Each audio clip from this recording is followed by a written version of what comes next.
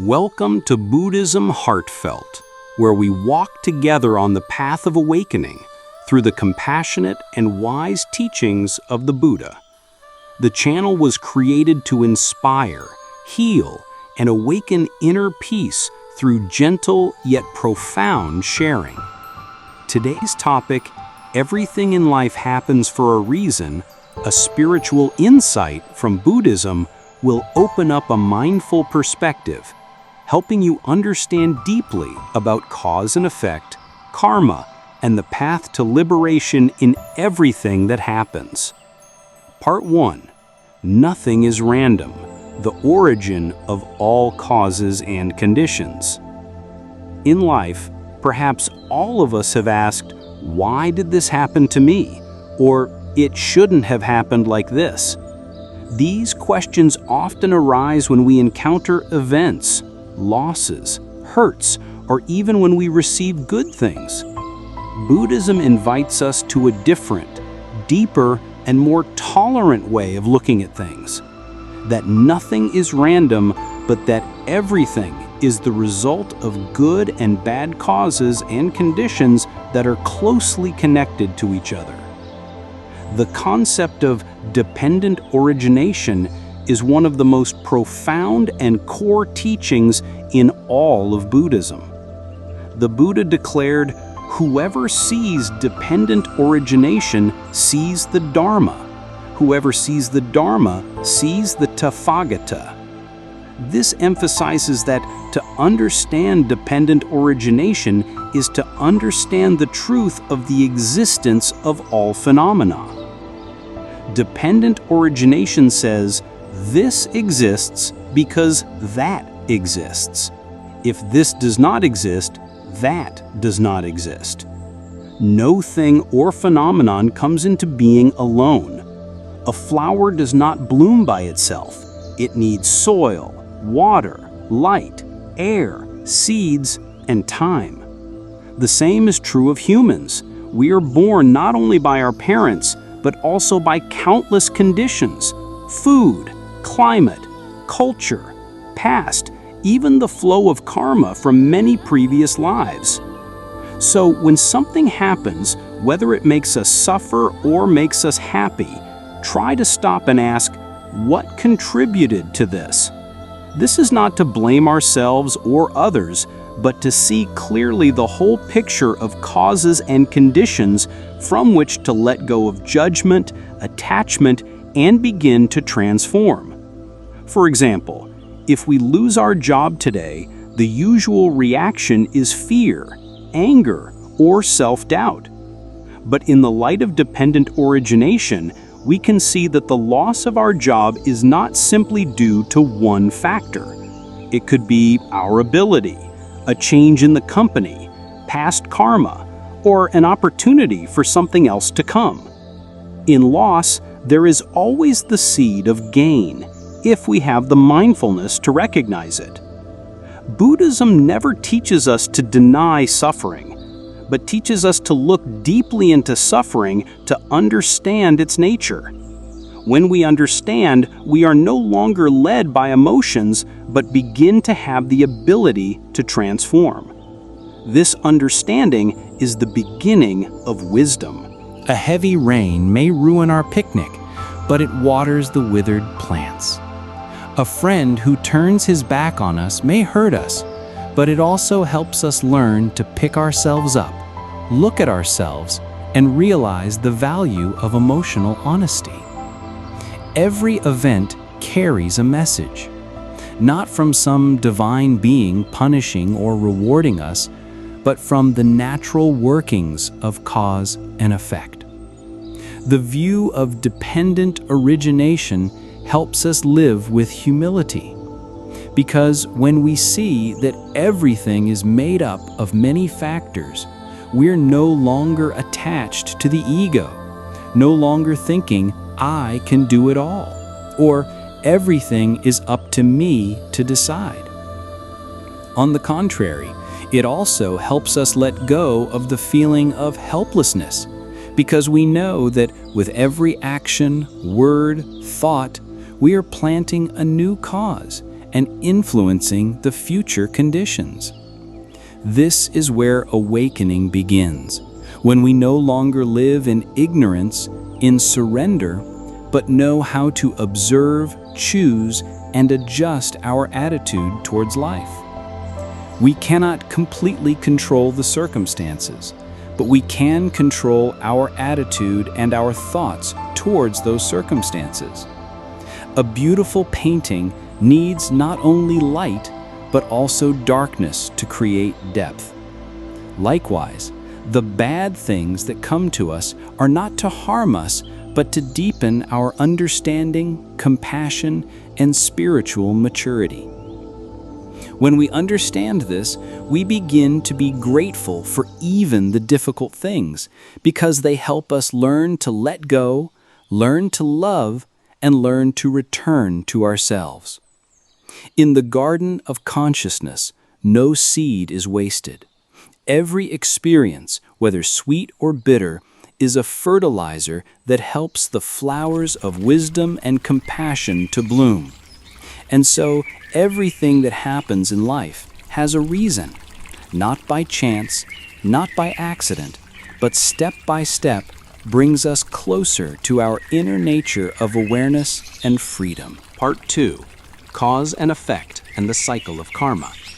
If in the previous part we saw that all phenomena arise from countless causes and conditions, then in this part we delve into a key law in Buddhism, the law of cause and effect, karma vipaka.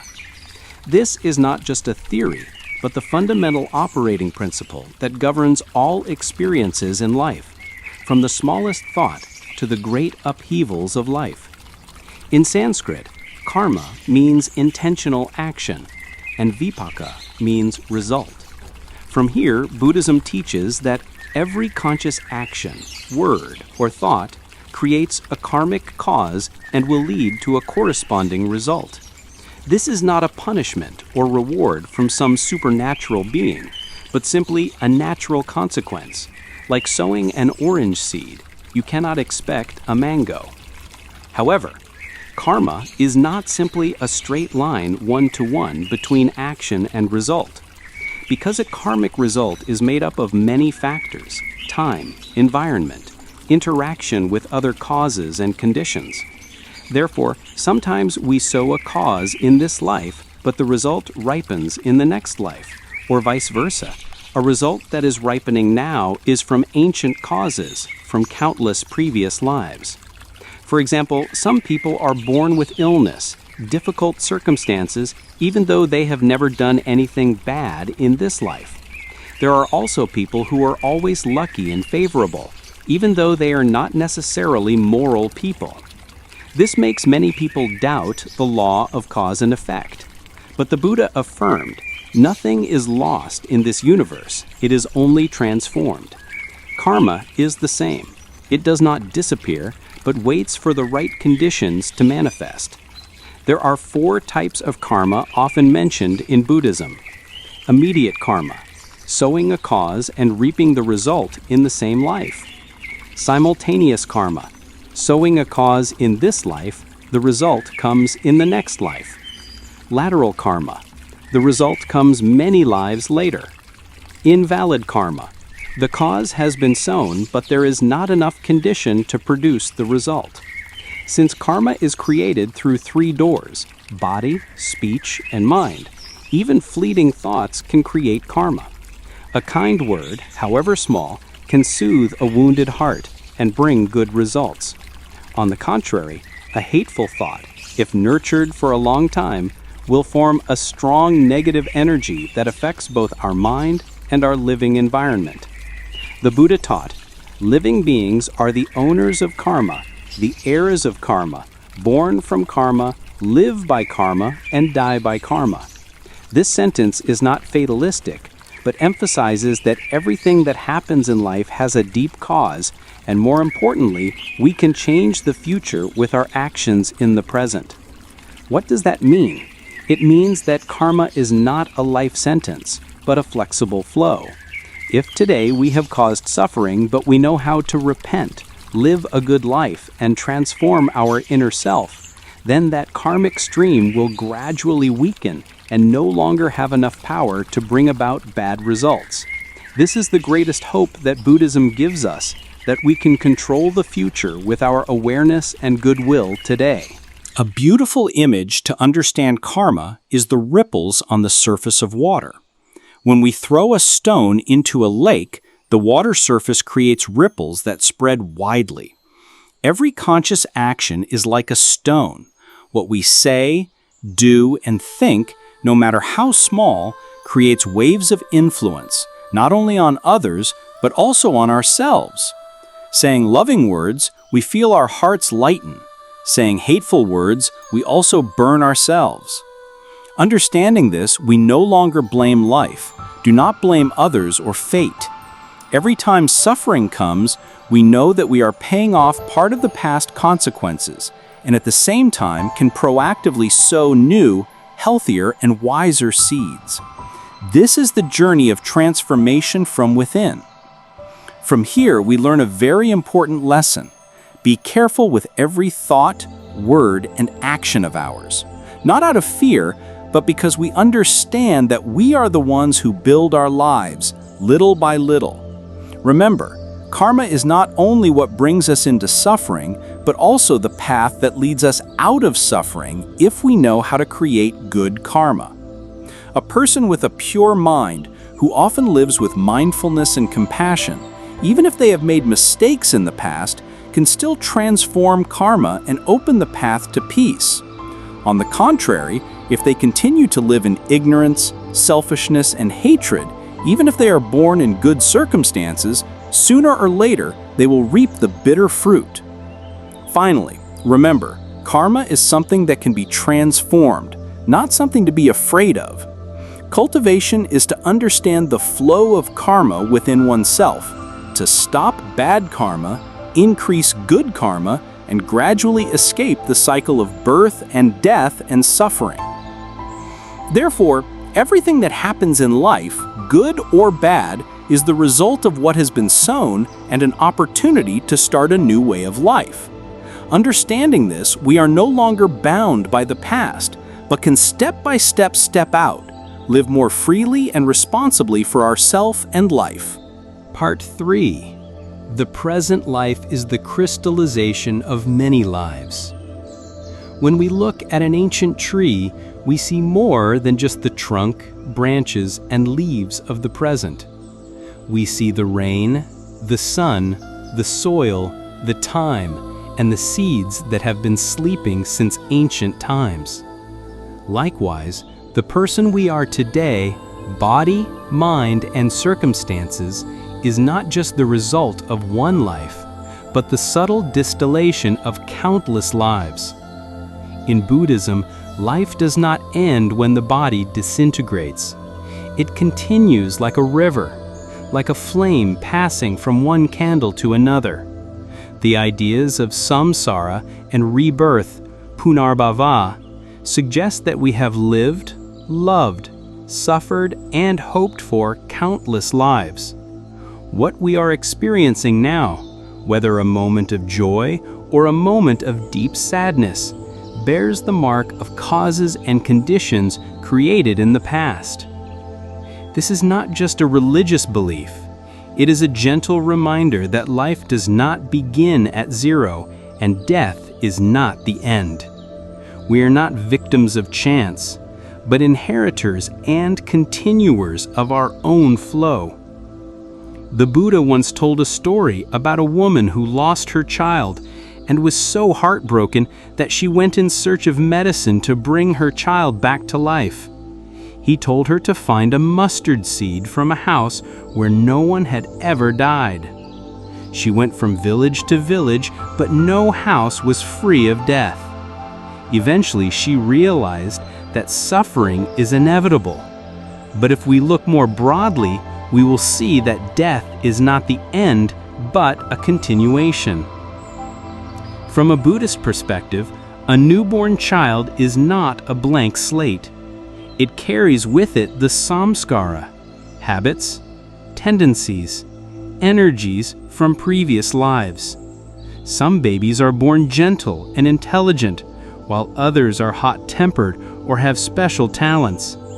This is not an injustice or a stroke of luck, but a manifestation of karma that has been sown in the past. Even the relationships between people are not without reason. Relatives, friends, lovers, or even those who cause us suffering can all have been attached to us from many previous lives. It can be parents, siblings, spouses, friends, or it can be also karma creditors, people we have hurt or been hurt in previous lives. Now we meet again to settle things, resolve or continue the old relationship. Perhaps that is why the ancients have a saying, "Without fate we cannot meet, without debt we cannot become husband and wife." In Buddhism, this is called karma, invisible threads that bring people together, not to punish, but to learn, to understand, to transform. Understanding that this life is the result of many previous lives, we begin to live more humbly and mindfully. Instead of blaming ourselves for being poor, suffering, sick, lonely, we learn to observe, contemplate, and use this very present as a precious opportunity to transform old karma and sow new seeds. No one can go back to the past, but we can encounter it again in the present form, in our living conditions, in the way we react, in the repeated lessons that life brings. There are things that if we do not learn, they will come back, in one way or another, until we understand. For example, if we have ever lived irresponsibly with the feelings of others, we can encounter that again through people who are indifferent to us. If we have ever lied, we may be betrayed by others. Not to retaliate, but to let us know how to feel that pain, and from there grow more in love and wisdom. On the contrary, if we live gently, compassionately, patiently, those things do not disappear. They will return to us through invisible support from others, from pleasant circumstances, or simply a peaceful mind when the night comes without any worries. When we understand that each present moment is the crystallization of many lives, we will appreciate more each of our thoughts and actions. We will no longer waste time on jealousy, fighting, or regret. Each day we live, we will consider it as a brick to rebuild the spiritual house, more solid, gentle, and bright. A Zen master once said, "Life is a string of pearls. Each moment is a bead. If tied with the string of mindfulness, they will become precious rosaries. If tied with ignorance, greed, anger, and delusion, they are also rosaries, but only to be tangled." We cannot know how many lifetimes have passed, but right now, this moment, we can start creating a new flow with loving kindness, with mindfulness, with understanding and right action. This life, though short, is an incredibly great opportunity, because here, in this fully conscious human life, we can transform karma, release karma, and open the path to liberation. Every action we do today affects not only ourselves, but also future lives. And that is why everything in life has a reason, not by chance, but is the profound result of many past lives, and the foundation for future lives. Part 4. Suffering is not without cause, the first truth of the Four Noble Truths. Each of us, no one can avoid suffering. It could be the loss of a loved one, betrayal in love, failure at work, or simply the feeling of emptiness and meaninglessness in life. That pain does not distinguish between rich and poor, intellectual or ordinary. It is the common denominator of human life. And the Buddha, after many years of ascetic practice and deep meditation, realized a simple but great truth. Life is suffering, dukkha. That is the first truth of the Four Noble Truths, the four mysterious truths that he preached after his enlightenment. But the important thing here is the Buddha did not stop at pointing out suffering, but went further, showing us the cause, the way to overcome it, and the path to reach true peace. So why do we say that suffering is not without cause? According to Buddhism, all the suffering we encounter is not a punishment, nor is it due to bad fate, but is a natural consequence of causes, led by greed, anger, ignorance, attachment, and karma. Suffering comes to make us look back at ourselves, realize what is wrong, what is entangled, and that is also a reminder to awaken. Let's look back at some of the types of suffering that the Buddha has classified. Suffering due to birth, aging, sickness, death, sufferings that are biological, unavoidable. Suffering due to not getting what we want, being distant from what we love, being close to what we hate. Suffering due to change, impermanence. Everything we hold on to will change. Suffering due to the 5 aggregates of attachment, that is, suffering due to attachment to the body, emotions, thoughts, perceptions, and consciousness. From there, the Buddha pointed out that the root of suffering is attachment.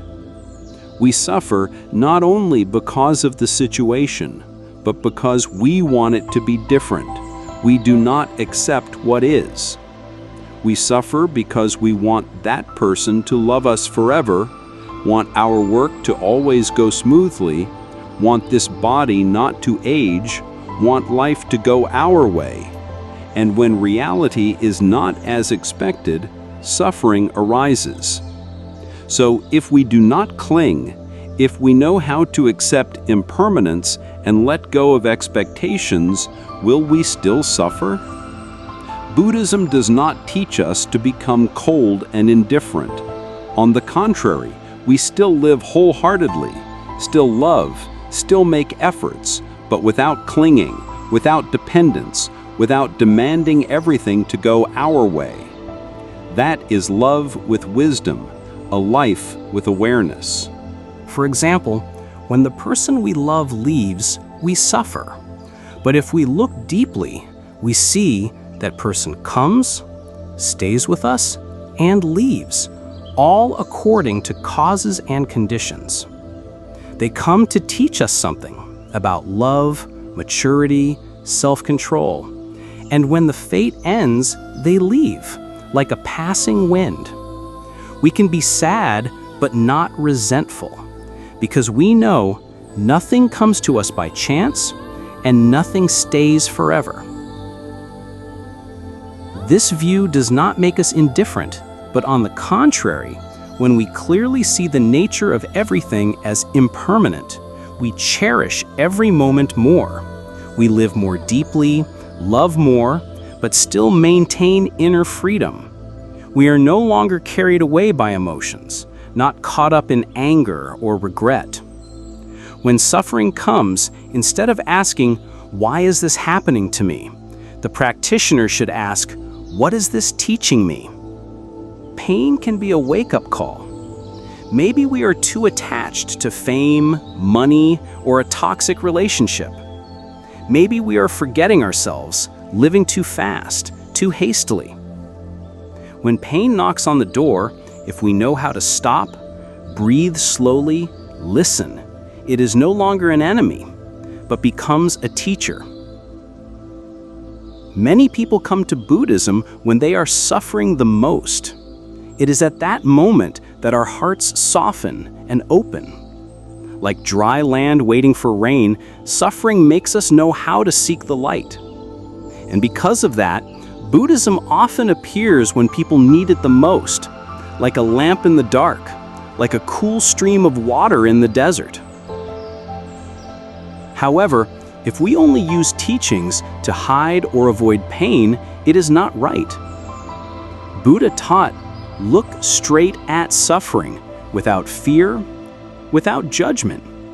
Like a doctor diagnosing a disease, we must see clearly to heal. When we dare to face it, pain will slowly dissolve, because its nature is created by the mind. If our mind is no longer attached, suffering has no place to cling to. A famous saying in Zen is, pain is inevitable, suffering is optional. We cannot avoid loss, hurt, but we can choose how we respond, how we embrace and transform that suffering. We can let it paralyze us, or we can let it soften our hearts, open our hearts to compassion for ourselves and others. And when we understand this, pain is no longer gratuitous. It is part of the journey of awakening, an opportunity to return, to let go, to grow in understanding and love. Part 5. Letting go of blame, understanding cause and effect to live lightly. After realizing that suffering does not come randomly, but is the result of cause and effect, the next step in the journey of awakening is to learn to let go of blame. This is a crucial step on the path of practice, because the mind of resentment is like a stone tied to the foot of a person trying to swim to shore. The longer it is held, the deeper it sinks. In daily life, we easily fall into a state of resentment, blaming the person who hurt us, blaming unfair circumstances, blaming our unfortunate fate, even blaming ourselves for not being strong enough. But blaming, even with reason, is still a form of tying ourselves to the past, preventing our mind from being at peace, preventing our heart from opening up to receive the new. Buddhism teaches that when the mind still has resentment, there can be no true happiness, because a resentful mind is a mind that is burned, bound by what has passed. We keep repeating the question, why did they treat me like this? Why am I suffering like this? Forgetting that it is this repetition that is causing the suffering to continue to grow. From the perspective of the doctrine of dependent origination, every interaction between people is a convergence of causes and conditions. That person comes to us, loves or hates, helps or hurts, all have profound reasons. It could be the result of an old karma, an unresolved debt.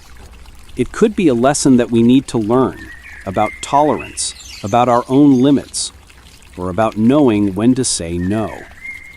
For example, if someone betrays our trust, instead of blaming them for being bad, we can look back. Have we idealized them too much? Have we misplaced our trust or not understood them well enough?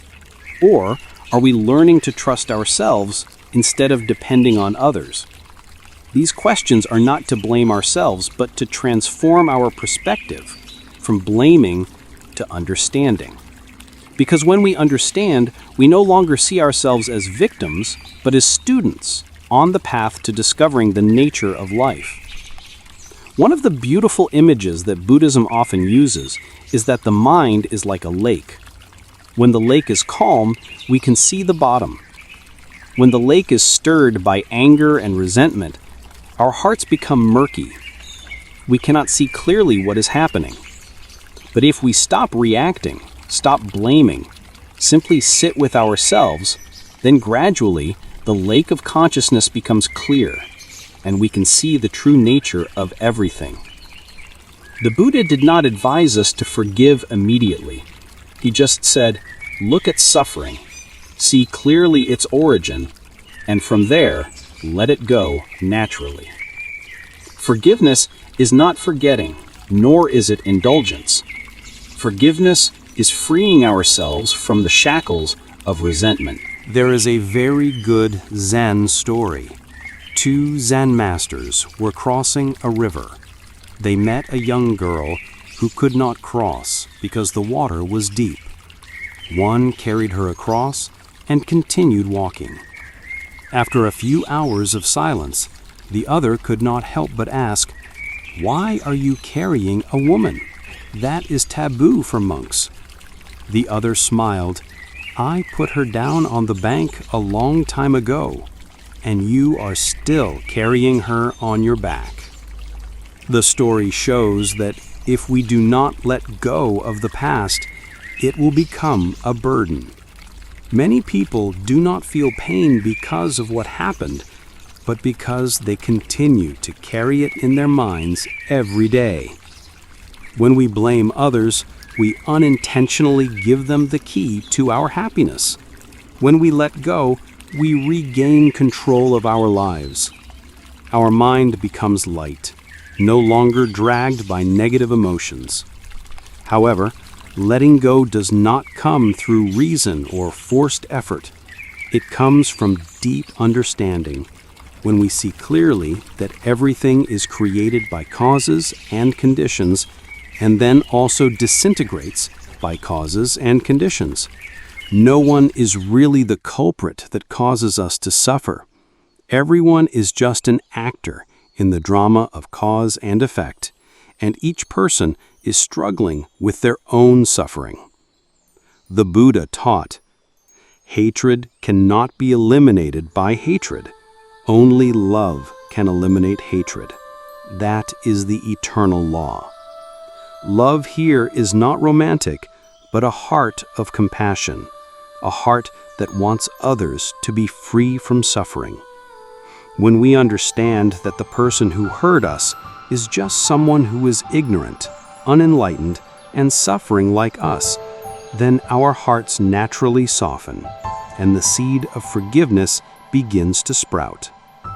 Letting go of resentment is not easy, but every step of letting go is a step of freedom, a step closer to peace of mind.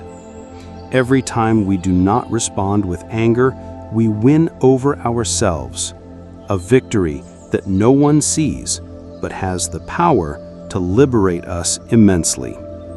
And in the end, when we can smile and look back at the people and things that have hurt us without our hearts trembling, that is when we have truly grown on the journey of awakening. Part 6. Every person who comes to us is a lesson. In the flow of fate in human life, no one comes to us by chance. Some people come and go, passing by like the wind. Some people stay for a long time, like an indispensable part of life. Some people make us happy. Some people hurt us. But looking deeply under the light of Buddhism, we will see that every person who comes to us, in whatever way, is a valuable lesson. Buddhism teaches about karma, that the relationship between people is not random. Loved ones, friends, lovers, or enemies can all be people who have had karma with us in previous lives. They can be parents, children, friends, benefactors, or even people who have caused us suffering, now meeting again to continue learning, understanding, and resolving. A very good saying in Zen is, "When the student is ready, the teacher will appear." This applies not only to spiritual search, but also to every interaction in life. That teacher can be someone we love, someone who hurts us, someone we meet by chance, but they all come at the right time when we need to learn something, whether we realize it or not. It is easy to be grateful to those who support us, but what about those who hurt us? If we only look at the surface, we will think that they come to destroy us. But if we look deeper, they are a mirror reflecting something in ourselves, maybe impatience, dependence, damaged pride, or old wounds that have not been healed. For example, a friend betrays us and hurts us. If we look at it in terms of cause and effect, we may have done the same thing in the past. But more importantly, that pain forces us to turn back, look at ourselves, learn to love and protect ourselves more consciously. No longer naive or idealistic, we become stronger, deeper. Sometimes a person comes, stays for a short time, but creates a great change in our soul.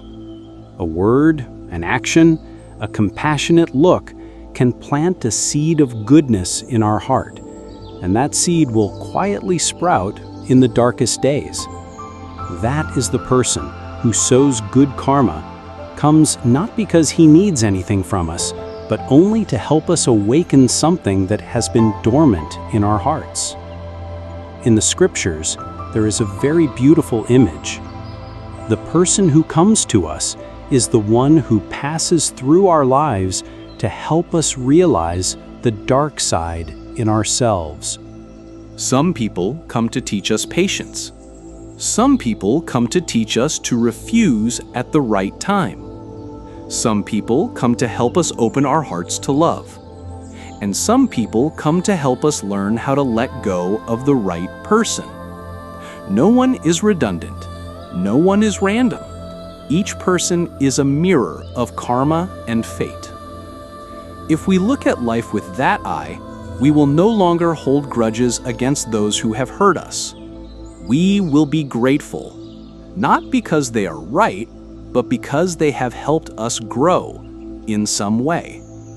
And our hearts will be open like a field welcoming rain to receive new lessons from the next people who will pass by our lives. Especially in the journey of practice, the people who make us the most uncomfortable are often the ones who help us progress the most, because they touch our unhealed wounds, reveal our weaknesses, and if we are mindful enough, we can use that opportunity to transform anger into compassion, ignorance into wisdom. Remember, life is a school, and each person is a teacher. Some people teach us with gentle words. Some teach us with drastic actions. Some teach us with love, and some teach us with betrayal. No two lessons are the same, and each lesson is valuable if we know how to see it with the eyes of an awakened person. So, when someone comes to us, instead of asking, "What does this person bring to me?" try asking, "What is this person helping me realize in myself?" If we can answer that question, then whether the relationship lasts or ends quickly, leaves love or hurt, we can still maintain peace, knowing that everything is bringing us back to ourselves. In the end, we will realize a profound truth. No one comes to us without fate. Each person, whether loving or hurting, is a flower on the path of awakening. Part 7. Mindfulness in every action. Sowing new seeds for the future. After understanding that everyone who comes and goes in our lives is a result of fate, good fate or bad fate, this part will take us deeper into a practical aspect, how to live mindfully and proactively sow good seeds for the future. Because if the present life is the result of past fate, then the future life begins with each thought, word, and action in this present moment. The Buddha taught, "Mind leads all things. Mind is the master. Mind is the creator. If you speak or act with an impure mind, suffering follows like a cartwheel following the hoof of an ox. If you speak or act with a pure mind, happiness follows like a shadow that never leaves." That is, all actions begin with the mind, and the mind is the beginning of karma. So if we want to change our karma, if we want to change our life, we don't need to wait for something big. We just need to start from the smallest moment. A kind word, a harmless thought, a mindful action. What is mindful living? It's not something vague or lofty. Mindful living, in a very simple sense, is knowing what we are doing, thinking, saying, and knowing clearly whether those things create suffering or happiness for ourselves and others. For example, when we eat, we truly know that we are eating, feel the taste, and are grateful for the food. That is sowing the seeds of contentment and appreciation. When we talk, we choose our words to be kind, not to say hurtful words. That is sowing the seeds of compassion and right speech. When we are angry, instead of reacting, we stop, take a deep breath, listen to ourselves. That is sowing the seeds of wisdom and self-control. On the contrary, when we live unconsciously, we often sow bad seeds, thoughtless words, habitual actions, a mind drifting in anger, jealousy, and competition. These things may be fleeting, but they create a stream of karma. And then, when the conditions are right, they will bear fruit. A very beautiful image in Buddhism is the garden of consciousness.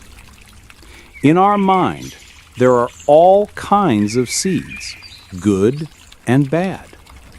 There are seeds of compassion, wisdom, patience, joy. There are also seeds of anger, ignorance, selfishness, jealousy. What we need to do is not to destroy the bad seeds, but to stop watering them and regularly water the good seeds. That is why mindfulness is so important, because mindfulness is the light that helps us see clearly each thought, each emotion that arises, so that we are not swept away and have the opportunity to choose. When there is no mindfulness, we react according to habit. When we are mindful, we respond to life with insight. For example, if someone insults us, our unconscious response is to get angry and retaliate. But if we are mindful, we stop, see the anger, see the pain behind their words, and we choose to say nothing or say something kind. In that moment, we are not creating more bad karma, but we are planting a good seed for the future. Planting seeds does not have to be a grand act. Sometimes a smile, a comforting nod, a non-judgmental listening. These are also magical seeds. Because in this universe, nothing is lost. Every act of loving kindness will silently return to us one way or another. A very simple practice that Buddhism encourages is, when you wake up every morning, make a vow to live a day that does not cause suffering to anyone, including yourself. It sounds simple, but if we can practice it, we will be the ones sowing countless seeds of peace. The miracle is when we change from within, the outside world will also change. The ancients said, "A peaceful mind, a peaceful scene." If we live mindfully, those around us will feel the peace from us. If we smile, the world will smile back. And gradually, we no longer live for the past, nor worry about the future, but cherish every present moment as a fertile land for planting. Every action becomes sacred because we know that it is creating our own future. Finally, when we deeply understand this, we will no longer ask, "Why do bad things happen to me?" but will ask, "Today, what seeds am I sowing for myself and for life?" And that is the greatest power that every human being has, the power to create their own destiny with small but conscious seeds. Part 8. Not clinging, not escaping, living peacefully in the midst of a changing life. Life is a continuous flow, and that flow is constantly changing. Sometimes it is calm, sometimes it is turbulent. Some days are as peaceful as a stream flowing through the forest, but there are also days when it is like a raging storm. In the face of all these changes, Buddhists are invited not to escape nor to cling, but to live in the midst of life with an unwavering mind, a mind that is peaceful and at ease. The Buddha did not teach us to build an ivory tower to escape life. He taught us to live right in the midst of life while still maintaining clear vision and understanding. In the midst of success or failure, praise or criticism, love or hate, we can still stand still like a mountain, not shaken by the wind. In the Dhammapada, he said, "A person with wisdom is not shaken by external circumstances, just as the earth is not shaken by storms." So how can we do that? First, we need to realize that the nature of life is impermanent. Nothing, including pain or joy, lasts forever. Loved ones can leave, fame can fade, a healthy body today can become sick tomorrow. If we cling to those things, when they change, we suffer. But if we accept the changing nature of all things, we will no longer be surprised or miserable when changes occur. Not clinging doesn't mean not loving, not living fully. It means loving freely, living fully, but knowing that everything is just a guest. When we understand this, we will know how to cherish without holding on, we'll know how to let go without being indifferent. It is like a person watching the clouds drift. They do not try to hold on to the clouds, are not sad because the clouds pass by. They only enjoy the beauty of the clouds while they are still present and are willing to let the clouds go when the time comes. That is the attitude of a practitioner. At the same time, living peacefully is not about avoiding difficulties or denying emotions.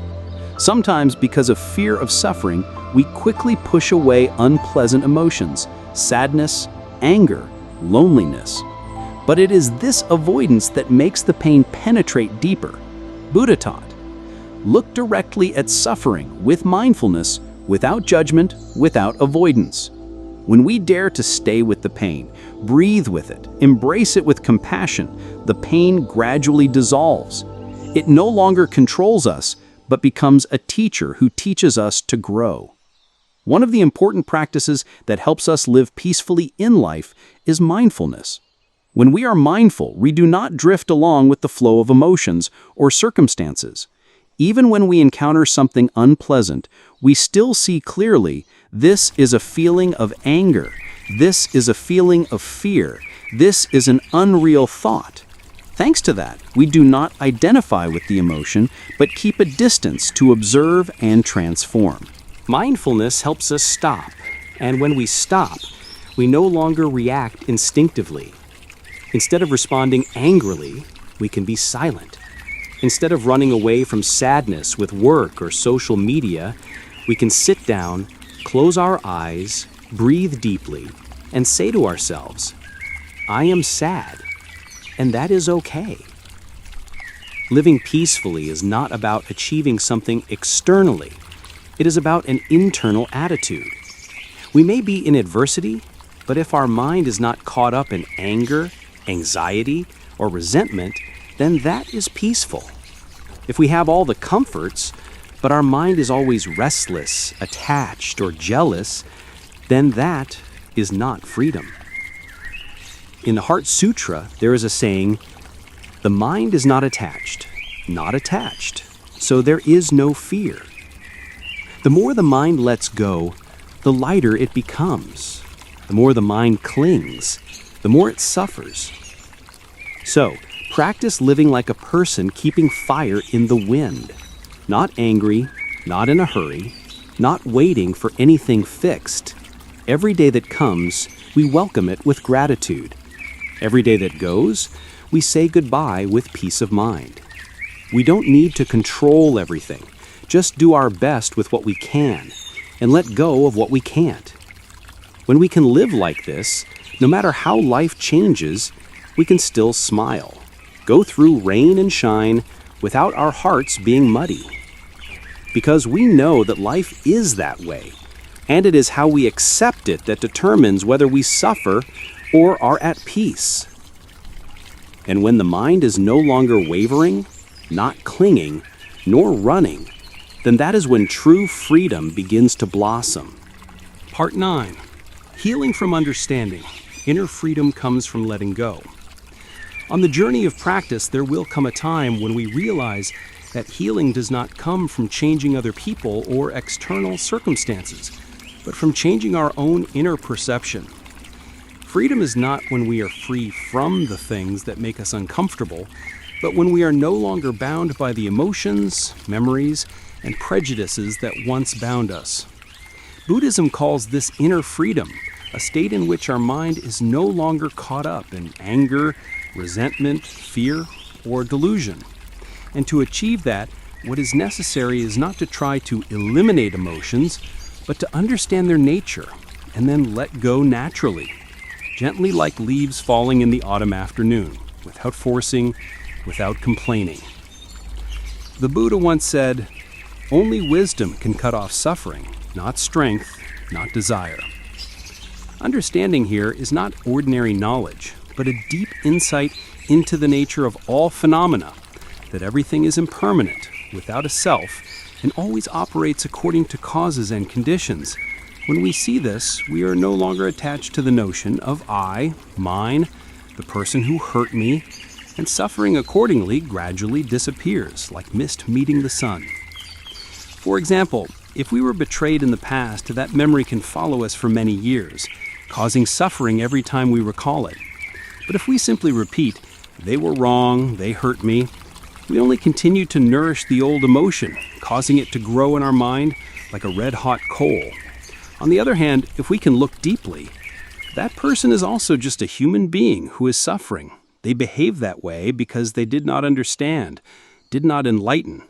Then immediately, a door opens, and in our heart, a drop of forgiveness begins to fall. That healing doesn't require anyone else to apologize or change. It just requires a new perspective from within, and from there we free ourselves from the role of the victim. We often think that we will be happy if someone changes, if circumstances are better, if the past never happened. But the truth is, the outside world is never perfect as we wish forever. Only when we let go of expectations, let go of attachments, and return to take care of our own inner self will true peace be present. Someone asked a Zen master, "Have you ever been hurt?" "Yes, but I don't let it stay for long. Hurt is a guest. I learn to welcome it, care for it, and then send it away." Letting go doesn't mean forgetting or denying. Letting go is accepting the truth as it is, without adding interpretations, labels, or torturing yourself with what-if questions. When we live in the present, in what is, without trying to push it away, without trying to pull it back, our mind becomes more expansive, tolerant, and stable. An important practice for healing in Buddhism is contemplating non-self. When we see that there is no fixed I, no fixed other, then conflicts, hatred, and attachments gradually dissolve. The I who was hurt yesterday, today is different. The person who hurt that day, today is also no longer that person. Everything is changing every moment. Understanding this, we will no longer hold on to the same old suffering, no longer repeat the past like a broken record. We learn to forgive, not because the other person deserves it, but because we ourselves deserve peace. True healing is not about making the wound disappear, but about living with it in mindfulness and compassion. When we embrace pain like a mother embraces her crying child, with all her presence and tenderness, pain is no longer an enemy, but becomes a friend, helping us understand ourselves more deeply. And it is from that understanding, from that letting go, that we begin to live more lightly, more deeply, more freely. We no longer expect others to make us happy, because we know that happiness is something we can cultivate ourselves, right in the present moment. That is true inner freedom, a state where we are no longer dragged by the past, no longer pressured by the future, and no longer suffering because of things that do not belong to us. In that freedom, every breath is a miracle. Every step is a song of peace. Part 10. Everything happens because we need it on the journey to enlightenment. At this point, after going through the layers of Buddhist teachings on dependent origination, cause and effect, karma, impermanence, letting go, and inner freedom, we begin to deeply understand that every event that happens in life, whether happy or painful, carries within it a sacred message. And what is that message? That every experience is necessary, not to knock us down, but to help us awaken, to help us turn back, look back, let go, and grow from that very thing. We may have asked, why do I have to go through this pain? Why did the person I love leave me? I have lived a good life. Why do I still encounter difficulties? But when we look at life through the light of Buddhism, we understand that everything that happens is an invitation to awaken, an opportunity to learn the lesson that our soul needs to learn. Like a swordsman, if they only encounter favorable conditions, they will never know whether they are strong or weak. But if they survive fierce attacks, they will discover their true strength within. Likewise, the pains in life are wake-up blows, awakening the capacity for endurance, love, and wisdom that are hidden in each person. In that journey, we do not go alone. Every person we meet, every situation we experience, is a companion or a guide, whether they come in a lovely or unpleasant form. If we look with gratitude, we will see that the person who loves us helps us open our hearts. The person who betrays us helps us learn to stand firm. Both are necessary. Nothing comes to make us suffer without a reason. What makes us suffer is not the event, but the way we look at it and cling to it. When we change our perspective, suffering will turn into a lesson. When we stop blaming, the lesson will begin to reveal itself. A practitioner is often compared to a spiritual mountain climber. Along the way, there will be times when we get hurt, get lost, and get tired. But if we persevere, each step will bring us closer to the top of the mountain, where there is the light of freedom and peace. And that is why everything that happens, whether it is falling or being reborn, is an indispensable part of that journey. Buddhism does not teach us to sit and wait for fate, nor does it force us to deny our emotions. Buddha teaches us to look deeply into each experience, understand its cause, accept it, and then transform it with compassion and wisdom. In that way, we no longer live as a victim, but as someone walking on the path of enlightenment where every step has meaning. And when we live with that perspective, we will see that life is no longer a random series of things that happen to us, but a sacred river leading us to the shore of understanding, of love, of true freedom.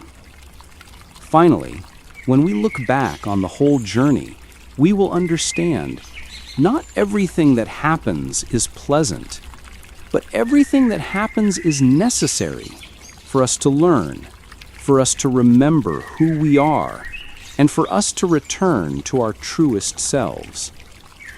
Thank you for joining Buddhism Heartfelt in the sharing series, Everything in Life Happens for a Reason, a spiritual insight from Buddhism.